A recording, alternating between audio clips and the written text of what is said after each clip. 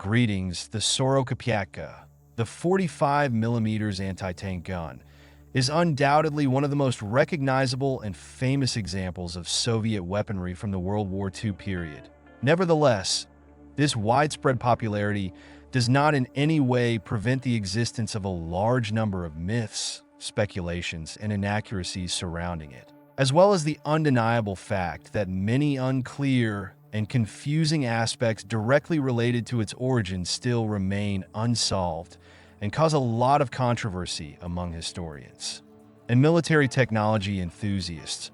The impetus for creating this video material was, as is often the case, a lively argument in the comment section, which arose between users with completely polar levels of awareness regarding the topic under consideration.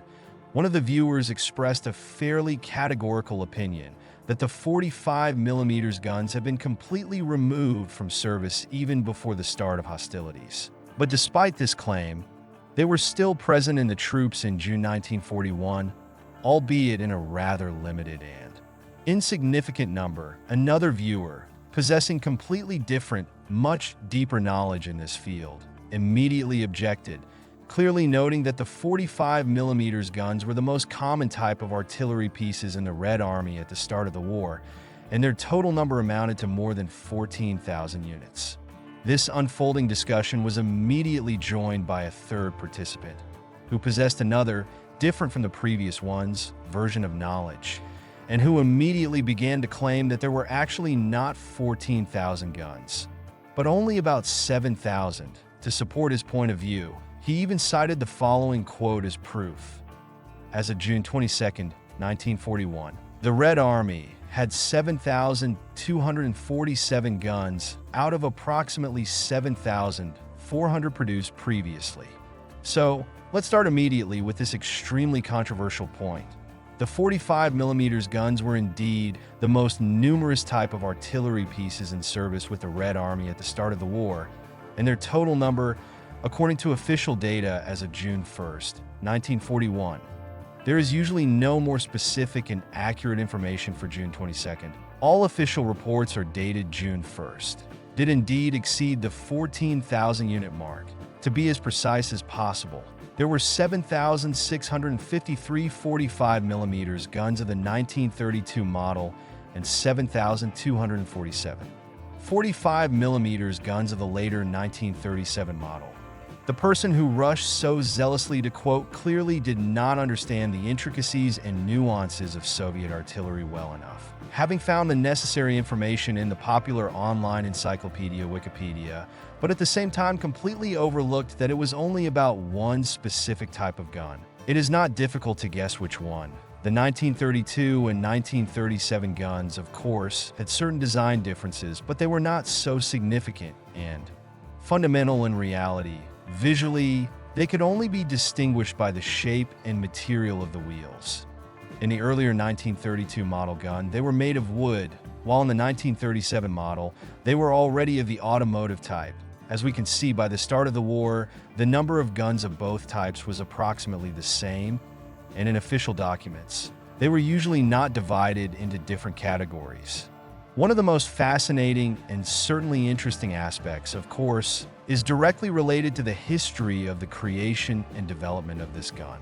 Due to the fact that in the Soviet Union, for ideological reasons, it was not considered possible to acknowledge and publicize the fact that the Red Army was using any foreign models of military equipment and weapons, especially if it was equipment produced in Nazi Germany.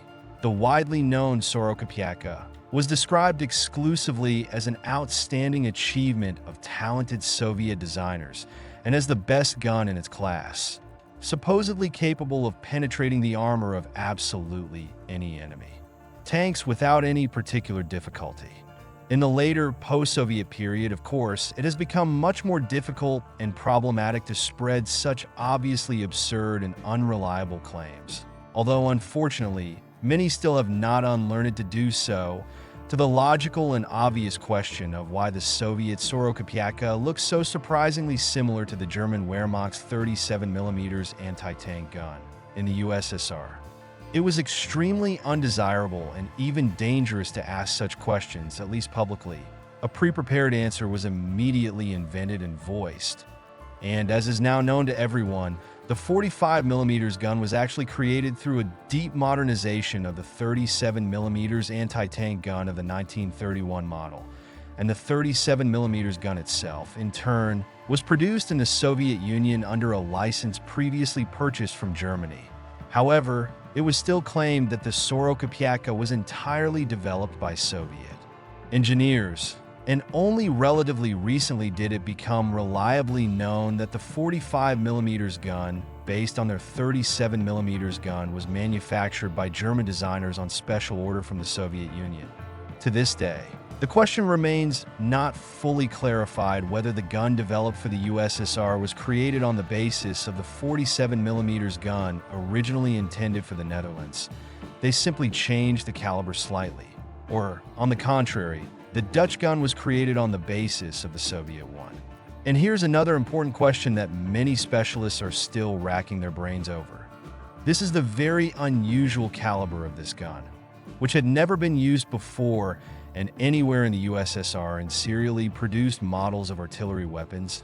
I ask you, dear viewers, not to forget to subscribe to our channel and like this video so that you can hear many more interesting and informative stories about World War II and the opinions of various sides that participated in those key events in the future.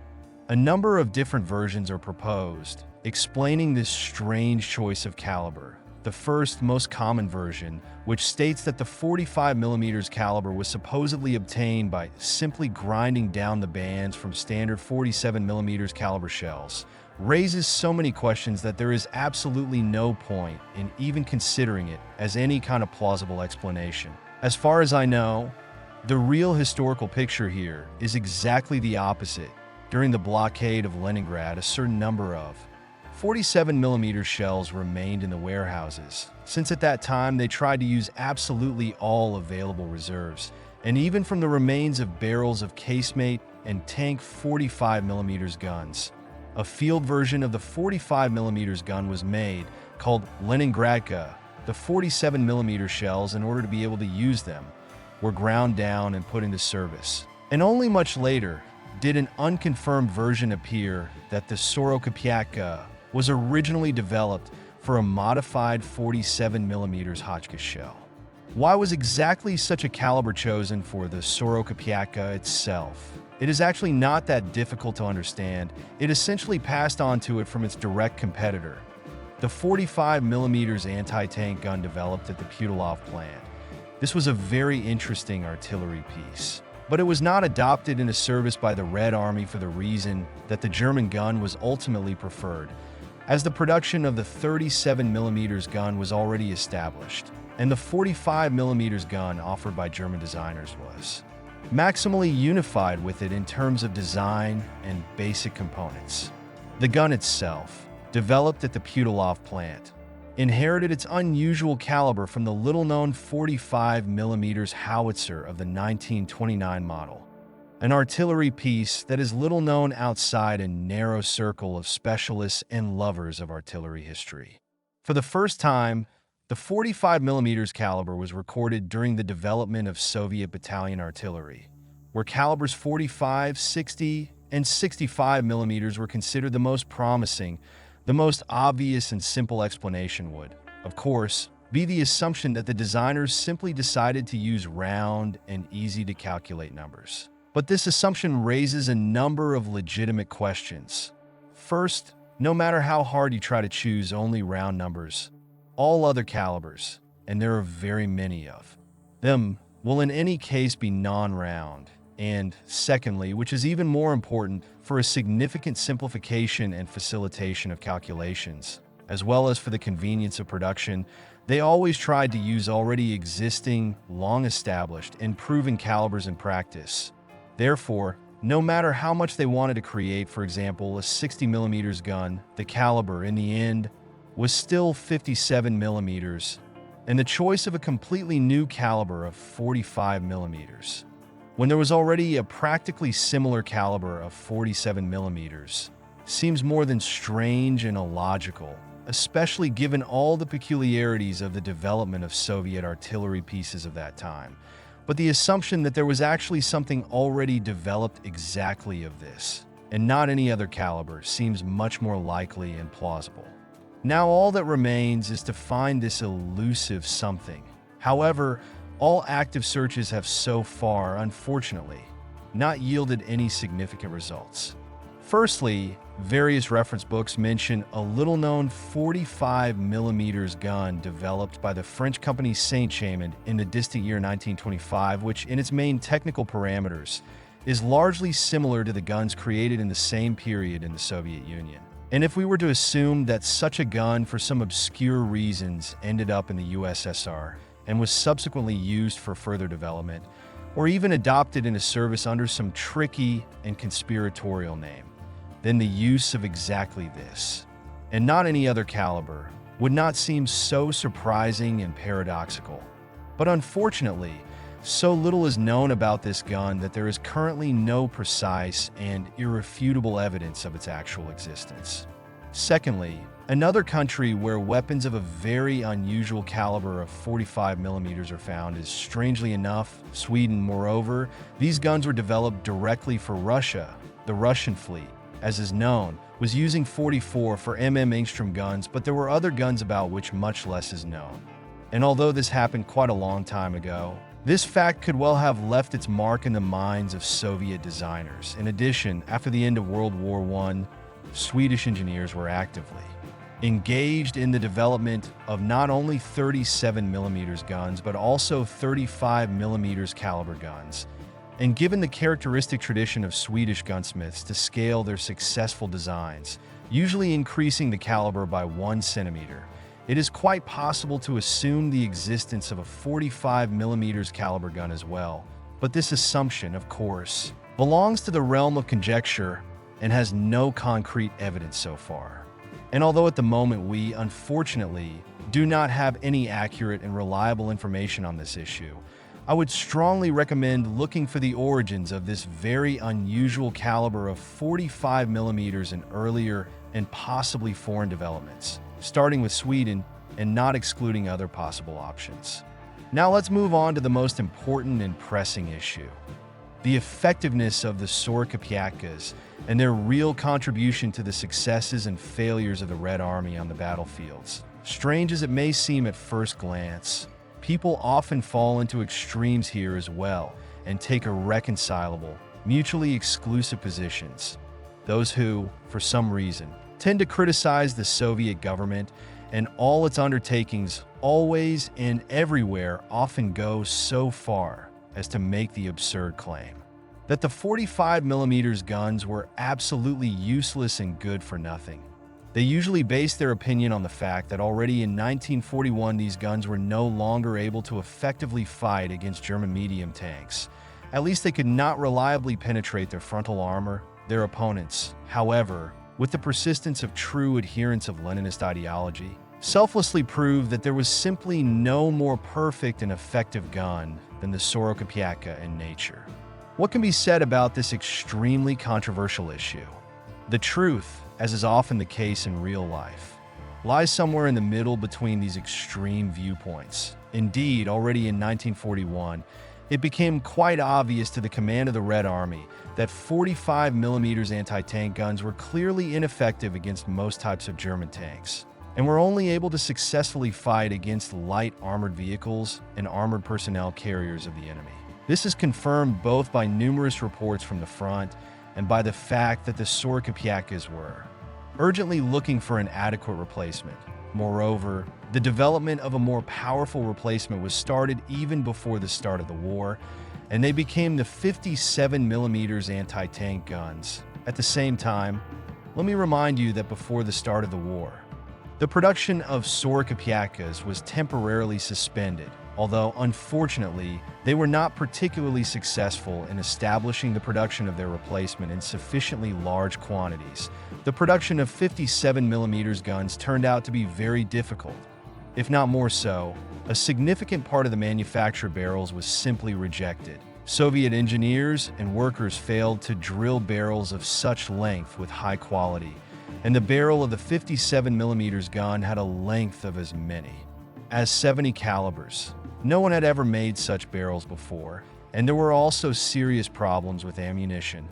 Pressing a shell casing from a 3-inch gun for a longer 57mm projectile turned out to be an extremely difficult task. Of course, in Soviet times, as usual, they came up with a beautiful but completely implausible version that the 57mm gun was removed from production due to its allegedly excessive power. But here I would like to digress from the main topic for a short time and once again express my sincere surprise about the fact that in the Soviet military department, for some reason, when resolving issues concerning the explanation of any extremely difficult moments or simply informing the public about the causes and consequences of certain events, they'd chosen the least suitable people for this extremely responsible goal, who sometimes invented things that it is difficult to imagine how anyone can believe them at all. However, let's get back to our Sorokapiatka. It would be completely wrong and incorrect from a historical point of view to talk about its complete and absolute uselessness. Let's start with the fact that shooting at tanks is not only done from a table range of 500 meters, and not only at the most durable frontal armor, the Sorokapiatka, of course, will be able to destroy a tiger only by a complete miracle, but the 45mm guns made a very significant contribution to the fight against German armor until the very end of the war. You just always need to take into account the obvious fact that there were not as many German tanks on the front as we are usually shown in films where tigers attack in whole columns, and even then only for the banal reason that the filmmakers have a limited amount of military equipment available. If you carefully analyze the number of tanks that were on the Eastern Front and divide this number by the total length of the front line, it will immediately become clear that in reality, they did not have to fight against enemy tanks so often, and with assault guns, even less often, since they, as a rule, did not go on the offensive in front of the infantry, but were used for fire support of the advancing troops. Nevertheless, the Sorokapiatkas were actively and massively used throughout the entire vast front. And in this case, it is necessary to return to the history of their creation and development. The Germans were quite satisfied with the caliber of their anti-tank gun at 37mm, as they did not assign it any other special functions and tasks in the Red Army. The caliber was deliberately increased in order to significantly increase the high explosive effect of the ammunition and give the guns the ability to hit not only armored vehicles, but also enemy personnel. As a result, the light and relatively mobile Sorokapiatkas perfectly fulfilled the role of direct infantry support guns. Their crews usually rolled the guns manually right across the battlefield along with the advancing infantry, while the guns could move quite easily over the most rugged terrain, through swamps, and even upstairs to the upper floors of buildings. The city, as we know, for the military is a special and very difficult type of impassable terrain. Therefore, one should not be too surprised by the fact that such useless, as some claim, Sorokapiatkas were mass-produced until 1944, and contrary to very common claims, they were not removed from service until the very end of the war and continued to be actively used, and this is despite the fact that since 1943, mass production of the 45mm gun of the 1942 model was launched. It is also worth noting that the new gun had the same characteristic problems as the 57mm gun of the 1941 model mentioned above. The long barrel 68.6 calibers proved to be extremely difficult and technologically complex to manufacture, despite the fact that by that time special machine tools and technological equipment had been received under the Lend-Lease program. The production of 45mm guns of the more advanced 1942 model, as well as the production of 57mm guns, never became truly massive. In 1943 and 1944, 4,151 and 4,628 45mm guns of the 1942 model were produced, respectively, while 17,225 units of the 1937 model guns were produced in 1943 alone. In general, of course, as an anti-tank gun, the 45mm gun, including the 1942 model, was morally obsolete as a class by the beginning of 1943 and no longer met the requirements of the time. Of course, they still found work for it. For example, the Germans were still using 37mm guns in the defense of Berlin, but by that time it was already quite obvious that more powerful and long-range guns were needed for effective tank combat. Goodbye. I was sincerely glad to see you on our channel. Don't forget to leave your detailed comments, like, and subscribe to our channel.